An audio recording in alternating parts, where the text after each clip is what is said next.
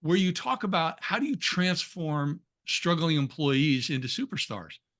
So Yeah, that's a struggle for everybody. And one it is. method you gave was maybe you got them in the wrong seat. That's Correct. great. But I think maybe you've got some more tips I for our do. audience here. One of the techniques is to give them ownership, but not actual legal ownership. I'm not talking ESOP here.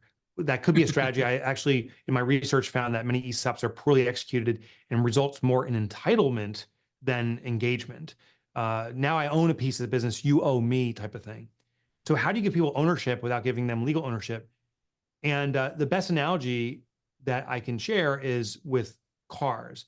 Um, a rental car versus a car in your driveway. I recently, literally last week, was renting a car. And what I noticed is they give me a set of rules I must comply with. And what happens is when we're forced to comply with something and there's punitive consequences, we will seek to defy in other ways. So the short version of this is when we're forced to comply, we seek to defy. They told me return the car with a full tank of gas, or you'll be penalized with this atrocious fee for filling your gas tank.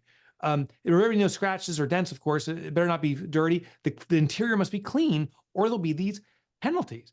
So what do I do the second I pull out of that? I call it the DMZ, with the lights going off and the lights and the spikes coming in. Once you finally get out, what do? I'm trying to pull donuts in the parking lot. I want to see how fast this thing can launch off when the light turns green. And it was a Prius I was driving, and it's kind of a quick car. But when we're forced to comply, we seek to defy. The way we treat a rental car is far different than the car in our driveway. Now, I own a pickup truck, and I take much more care of it. I definitely don't do donuts with it. I will wash it and wax it every so often. I care for it. So the question is why? Now, here's the most interesting thing. That car in my driveway, I don't own. The bank owns it. I'm making my installment. So I don't have legal ownership, but I've achieved this thing called psychological ownership. The lesson here is if we can invoke psychological, the sense of the feeling of ownership with our colleagues, they will naturally perform at the highest levels, just like we do. If you're a business owner, you naturally perform much better for your own business than if you work somewhere else because you own it. So how do you do it? There was research in the 1980s by a guy named John Pierce. He coined the term psychological ownership, and he said that there's three elements that trigger it. The first element is control, meaning I have authority over where I take it, when I take it. I can decide to fill it up with gas or not. So the more authority or control I have over something, the more I feel I possess it. The second component is the ability to personalize. He calls it investing yourself, but personalization. I put a bumper sticker on it or a window sticker. I get to program the radio stations in my car. I don't program the radio stations in a rental car. I definitely can't put a sticker on it. So the fact that I have the ability to personalize it to my own tastes gives me a great sense of ownership. And the last part is intimate knowledge. When I bought my pickup truck, I remember I drove it home and I sat in the driveway in the middle of a freezing cold winter day, shivering to death, reading page by page through the entire manual to see what every bell and whistle was. Rental cars, I don't even know if they have an owner's manual. I'm definitely not going to look at it. With our colleagues, we need to invoke psychological ownership. Give them control over their role, the ability to ideate, the ways they want to navigate their job. Give them authority to determine their own path to get to the agreed upon goal, but to navigate their path there. Allow them to personalize it. How can they make it more of their own? And the last part is training and knowledge. The more knowledge we have of something, the more we feel we possess it. The last thing I want to share is there is one risk as you give people psychological ownership is fiefdoms. And a fiefdom is where I know so much, I have so much authority that I'm going to block and tackle anyone from this. And, when I go on vacation, the business is going to be struggling, or God forbid I leave, the business is going to struggle because all the knowledge goes with me.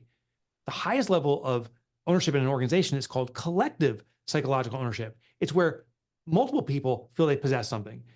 My wife, I have three kids. We have a dog. We all feel as quote unquote owners of the dog. The dog is a family member because we all care for our dog. We all have control. We all have the ability to personalize our dog. We have nicknames for our dog, and we have special collars and stuff like that. And we have intimate knowledge. We know. My wife in particular knows exactly when the dog needs to go to the bathroom or has any needs because we know it so intimately. Those elements collectively, we all feel ownership over the dog at such a high level that the dog is a family member and cared for as an equal. We can do the same thing with our colleagues using these techniques. I like the techniques, and it's probably my fault because of the way I jumped into the question. But it seems like in All In, and I didn't read every page, but my experience is that you have to have that community defined, what the Yeah. community kind of stands for. You Yeah. have to define, connect with each individual player on your team. What is meaningful work for you? Yes. Yeah. So the meaningful work then plays right into the different things you just said. And Yep. then on the leadership side, which you've got a lot of great stuff on leadership, is you have to have a system that I say there's 4 management disciplines: how you hire, manage, develop, and retain people. You've got to have some really good systems where there's some boundaries. For Henry sure. Cloud, John Townsend type of thing, where okay, you can play within this realm and do those 3 things you said, and then it's super powerful. Yeah. Like you said, I can see how that becomes a superstar or superpower. That's amazing if you've got those structural things in place first, and the Yeah. connection with the meaningful work. Yeah. We have a technique here where we will discuss, I'll meet with a colleague or something, and we'll agree upon an outcome as opposed to the path. Now, we do have best practices. Yeah, So, yeah. an example with accounting, Jackie was one of our colleagues for a while, and I said, why is it important that we invoice the way we do?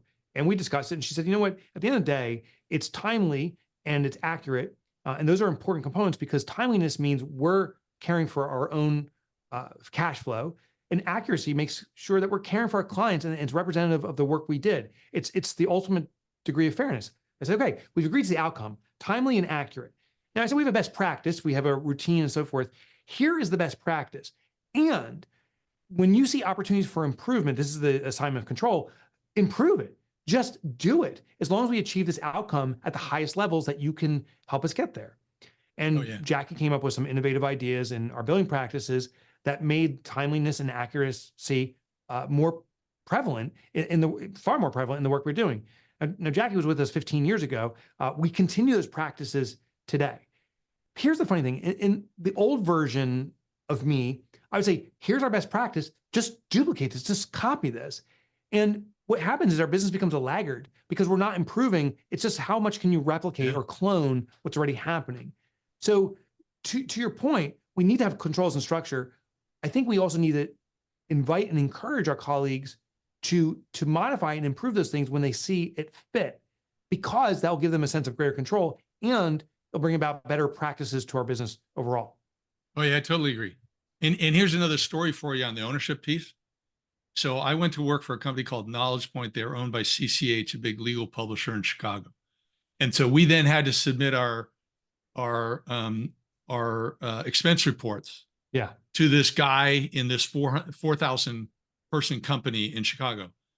And I was warned, this guy's a total Nazi. You won't like this. He doesn't pay you, blah, blah, blah.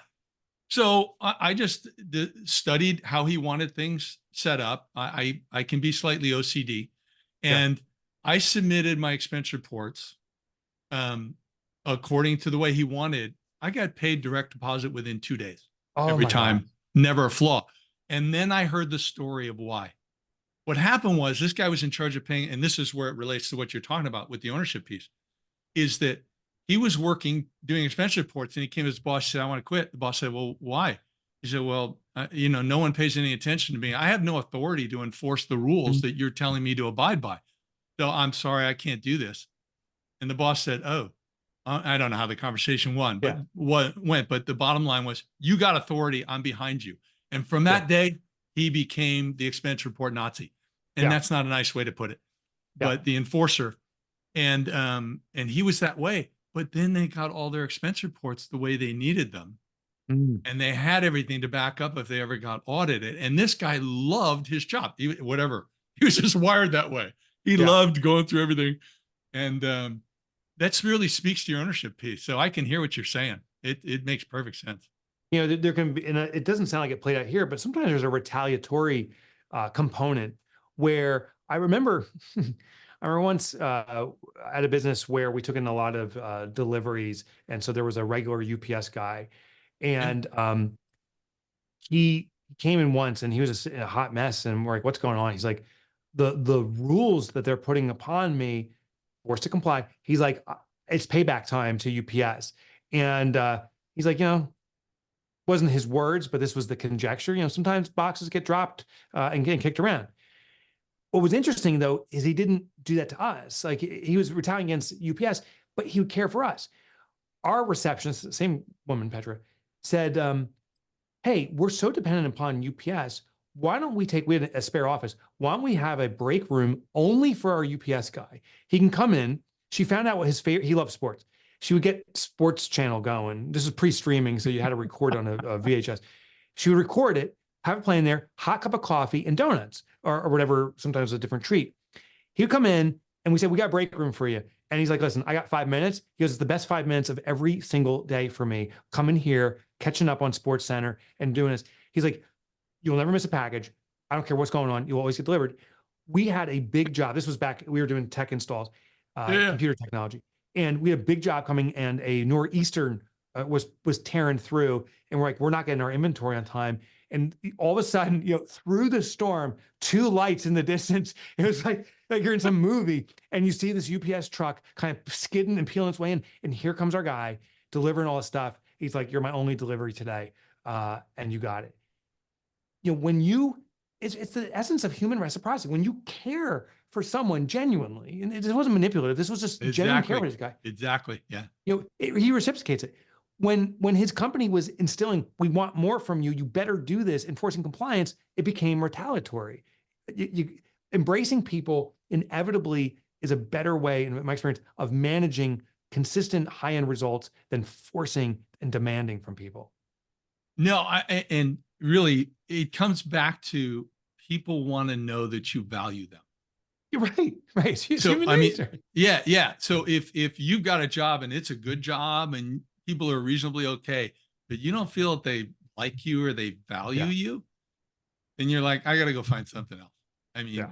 it's so important. So that's great.